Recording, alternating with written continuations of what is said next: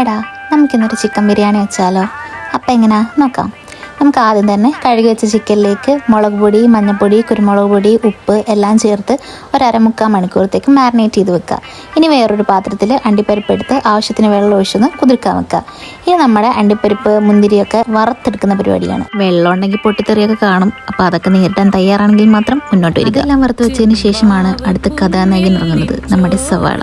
അല്ലോ, ഇതാണ് ഏറ്റവും വലിയ വള്ളി. ക്ഷമയില്ലെങ്കിൽ കരിഞ്ഞു പോകും. കണ്ടില്ലേ, എനിക്ക് പറ്റിയതുപോലെ തന്നെ. ചേർക്കാനുള്ളതൊക്കെ നേരത്തെ എടുത്ത് വെച്ചാൽ നമുക്ക് പണി എളുപ്പമാവും. ഇനി നമ്മുടെ മെയിൻ പരിപാടിയിലേക്ക് കടക്കാം. നമ്മുടെ ബിരിയാണി പോട്ട് ചൂടാക്കി നെയ്യ് ഒഴിച്ച് തക്കാളി അരിഞ്ഞതും അതുപോലെ തന്നെ നമ്മുടെ പച്ചമുളക് ചതച്ചതും പിന്നെ മല്ലിയില, ഇഞ്ചി വെളുത്തുള്ളി പേസ്റ്റ് ഇതെല്ലാം കൂടി ചേർത്ത് നല്ലോണം ഒന്ന് വഴറ്റിയെടുക്കുക. പച്ചമണം മാറി കഴിയുമ്പോഴത്തേക്ക് നമ്മൾ മാരിനേറ്റ് ചെയ്ത് വെച്ചിരുന്ന ചിക്കൻ എടുത്ത് അതിലേക്ക് ഇടുക. ഒരു ഗ്ലാസ് ചൂടുവെള്ളം ഒഴിക്കുക. അതിലേക്ക് ആവശ്യത്തിന് ഉപ്പിടുക. എന്നിട്ട് നല്ലോണം ഒന്ന് ഇളക്കാം.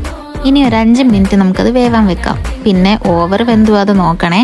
ഇനി അതൊന്ന് വെന്ത് തിളച്ച് വന്ന് കഴിയുമ്പോഴത്തേക്കും അതിലേക്ക് മല്ലിയില, കരിവേപ്പില, അതുപോലെ തന്നെ മുളക് പൊടി, കുരുമുളക് പൊടി, നമ്മുടെ ഗരം മസാലപ്പൊടി ഇതെല്ലാം കൂടി ചേർത്ത് 1 സ്പൂൺ നാരങ്ങയും കൂടി ചേർത്ത് നല്ലോണം മിക്സ് ചെയ്യാം. ഇതിൻ്റെയൊക്കെ അളവ് ഞാൻ ഡിസ്ക്രിപ്ഷനിൽ കൊടുക്കാവേ.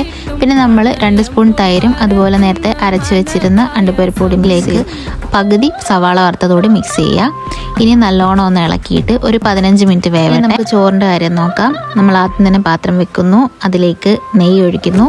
പിന്നെ നമ്മുടെ സ്പൈസസും അതുപോലെ തന്നെ ഒരു സവാളയും കൂടി അരിഞ്ഞതുകൂടി മിക്സ് ചെയ്തിട്ട് നല്ലോണം ഒന്ന് വഴറ്റിയെടുക്കുക.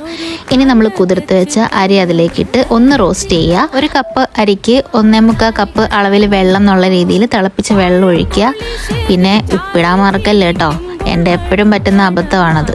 പിന്നെ ഉപ്പുകൂടി ഇട്ട് നല്ലോണം ഇളക്കിയിട്ട് ഒന്ന് തിളയ്ക്കാൻ വെക്കാം.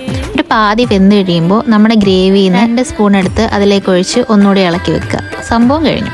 ഇനി നമുക്ക് ഗാർണിഷ് ചെയ്യാം.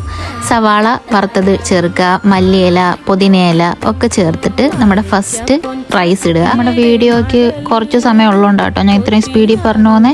നമ്മുടെ സവാള വറുത്തതും മല്ലിയിലയും പുതിനയിലയും അണ്ടിപ്പരിപ്പും മുന്തിരി ഇതെല്ലാം കൂടി ഇട്ടിട്ട് നമ്മുടെ ബിരിയാണി ഒരു സുന്ദരി കുട്ടിയാക്കി. ഒരു വട്ടം മാത്രം പോരാ, ഇനിയും വേണം. ബാക്കിയും കൂടി ഇട്ടിട്ട് വീണ്ടും ഇതേ പരിപാടി തന്നെ. കുറച്ച് നെയ്യ് ഒഴിക്കുക. ഞാൻ ആദ്യം ഇടാൻ മറന്നു കേട്ടോ.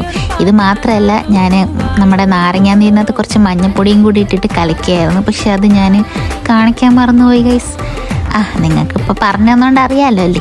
ഇനി നമുക്ക് ഗാർണിഷിങ്ങും കാര്യങ്ങളും എല്ലാം കഴിഞ്ഞിട്ട് ഫോയിൽ പേപ്പർ ഇല്ലാത്തതുകൊണ്ട് ഞാൻ വെറുതെ അടച്ചു വെക്കുമായിരുന്നു.